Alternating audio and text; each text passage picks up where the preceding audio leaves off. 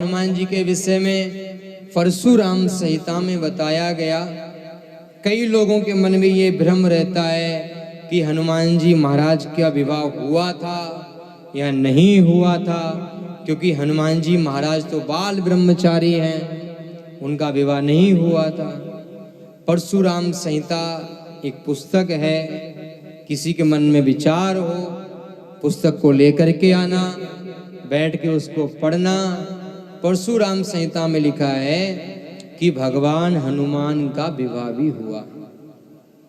विवाह किसके साथ हुआ उसमें कथा आती है। जब हनुमान जी महाराज को माता सीता ने कहा अष्ट सिद्धि नवनिधि के दाता असुवर दीन जानकी माता, माता सीता ने हनुमान जी को वरदान दिया कि तुमको 8 सिद्धियां प्राप्त हो जाएं, 9 निधि प्राप्त हो जाएं।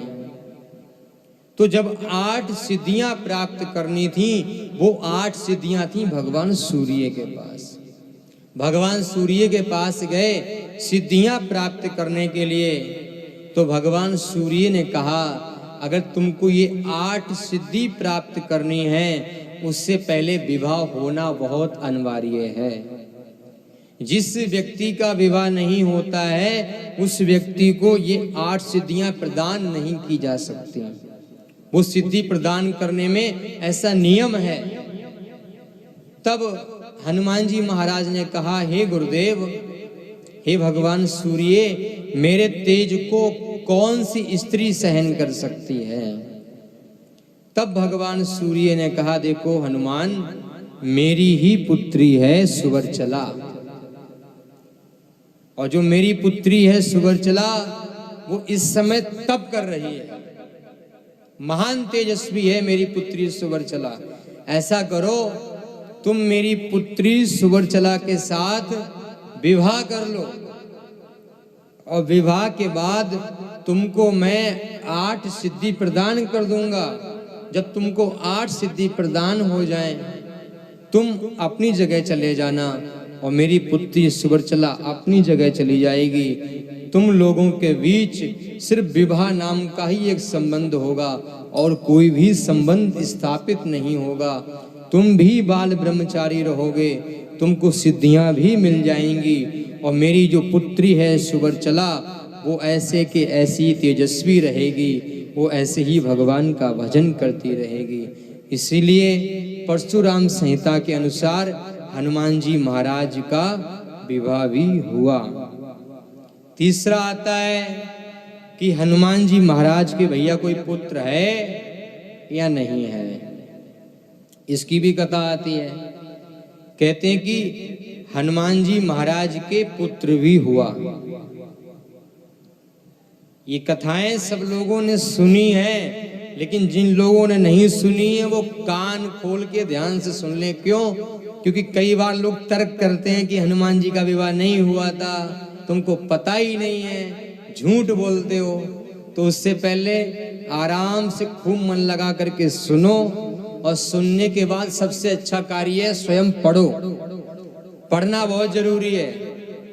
जो लोग पढ़ते नहीं है, खाली बातों को सुनते हैं, और सुन सुन के यूट्यूब पे देख देख के यहाँ बिलपत्र रखना है, यहाँ तिल रखना है, यहाँ फूल रखना है। यूट्यूब पे देख के पूजा नहीं करनी है, शास्त्रों को पढ़ के पूजा करनी है। शास्त्रों को पहले पढ़ो, अपने दिमाग में गढ़ो, फिर अपने जीवन में उतारो, और फिर भगवान का पूजन करो। उसके बाद ही भगवान की पूजा सार्थक होगी। हनुमान जी महाराज का जो बेटा है, उस बेटे की कथा ऐसे आती है। जब हनुमान जी महाराज को राम जी ने लंका में भेजा कि भैया हनुमान तुम लंका जाओ और माता सीता का पता लगा करके आना कि मैया सीता कहाँ है। हनुमान जी महाराज लंका आए और लंका में आकर के पता लगाया कि हमारी मैया यहाँ बैठी हुई है। कोई बात नहीं, अपनी मैया को देख लिया। रावण के कुछ दुष्ट बच्चे ऐसे थे जिन बच्चों को हनुमान जी प्रिय नहीं लगे। उन बच्चों ने हनुमान जी को बांधा और बांध के ले गए रावण के दरबार में। अब सबसे बड़ी बात यह है कि बंदर को अपनी पूंछ पे बड़ी ममता होती है और दुष्ट व्यक्ति इसी चीज से जलता है। अगर कोई व्यक्ति किसी से क्यों जलता है तो जलता इसलिए कि भैया इनकी पूंछ बहुत है, इनकी पूंछ वहां है, इनको लोग वहां जानते हैं। आजकल दुनिया में अगर कोई जलता है किसी से तो इसलिए जलता है कि इनकी पूंछ बहुत है, इनको लोग वहां जानते हैं, वहां पहचानते हैं। अब जितने लोग यहाँ कथा बैठ के सुन रहे हैं, कभी किसी जगह अगर हमको ये मिले तो कहेंगे हम आपको वहां मिले थे, और इनमें से कोई व्यक्ति को कोई और मिले वो कहे कि हमको मिलना है, हमको मंच पे चलना है, तो ये लोग कहेंगे इन महाराज जी को हम जानते हैं, हमारे सामने इन्होंने कथा करी है, इनकी पूंछ हमें पता है, इनकी पूंछ कहाँ तक है, लोग कहेंगे।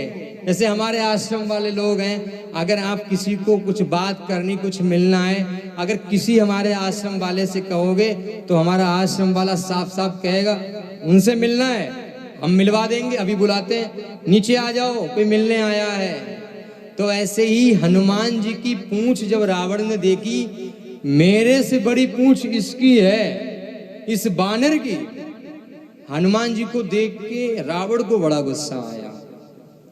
रावण ने कहा कि ऐसा है भैया, इसकी पूंछ में आग लगाओ, इसकी पूंछ अच्छी नहीं लग रही है। अब रावण ने अपने पूरे नगर में ढोल बजवा दिया, जिसके यहाँ घी है, कपड़ा है, तेल है, सब लेकर के आ जाओ। सब लेकर के आ गया और सब ने आ करके पीछे हनुमान जी की पूंछ में लगाया। अब आप ऐसे समझो जैसे इस मंदिर में कथा हो रही है और जिस जिस व्यक्ति ने शिव महापुराण की कथा में अपना कुछ भी योगदान दिया है तो भगवान शिव उसको वापिस तो जरूर करेंगे प्रसाद के रूप में। अब हनुमान जी ने सोचा भैया पूरे नगर के घरों से कहीं से तेल आया है, कहीं से घी आया है, कहीं से कपड़ा आया है, तो जहां जहां से आया है सबको वापिस भी देना मेरी जिम्मेदारी है। अब रावण ने कहा भाई सबसे मंगा लिया है, तेल भी, घी भी, कपड़ा भी, सब कुछ आ गया है। अब रावण ने कहा देर मत करो, लगा दो आग। अब जैसे ही बानर के पूंछ में आग लगाई, बानर कूदने लगा, और जब वो कूदा जहां जहां से घी आया, तेल आया, कपड़ा आया, सबके घरों में प्रसाद बांटता हुआ समुद्र के ऊपर आए। और जैसे ही हनुमान जी समुद्र के ऊपर आए, हनुमान जी का शरीर लाल हो गया, पसीना टपकने लगा शरीर से, और जब उस पसीने की बूंद गिरी समुद्र में, एक मछली थी, उस मछली के मुख में जैसे ही वो बूंद पहुंची, उस मछली को गर्भ हो गया, और जब वो मछली गर्भवती हुई, उसके गर्भ से मकरध्वज नामक पुत्र उत्पन्न हुआ। ये हुआ हनुमान जी महाराज का मकरध्वज पुत्र। और यहाँ तक कहा गया है हनुमान जी का अपने पुत्र से युद्ध भी हुआ।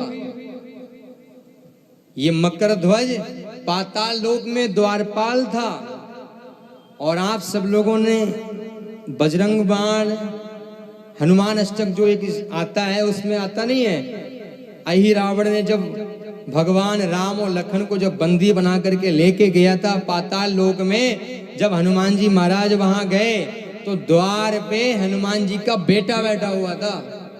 सबसे पहले हनुमान जी का अपने बेटे से युद्ध हुआ, और तब हनुमान जी महाराज राम जी को, लखन जी को वहां से निकाल के लेके आए थे। ये हुआ हनुमान जी महाराज का पुत्र।